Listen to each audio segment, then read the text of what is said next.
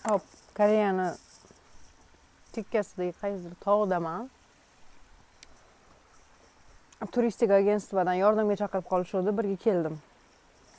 Ko'rinishim bir ahvol. Sababi 4 soat uxladim, xolos o'shanga terimga e'tibor bermaysizlar.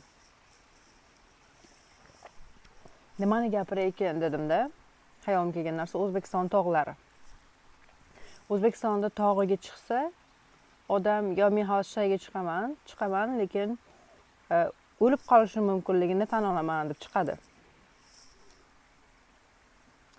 Chiqqandan keyin qanot tushaman deydi. Abayda to'g'ri zinapaylari bor, qanaqadir. Hamma narsa joyida. Chiqaman desangiz zinapay bor, tushaman desangiz zinapay bor. Ba'zi joylarda tushaman desangiz shunday olib chiqib qo'yishadi. Nimada? Olib chiqib qo'yadigan liftlari bo'ladi. Tushishga charchab ketdim desangiz. Hozir zinapaylardan bunday chiqib keldim keyin. Yoshligimda abam dadamlar bilan toqqa chiqardik. Esimda bordi. Chiqib olganmiz, qanot tushamiz, sirpanib, bunaqa qilib zinapaya yo'q.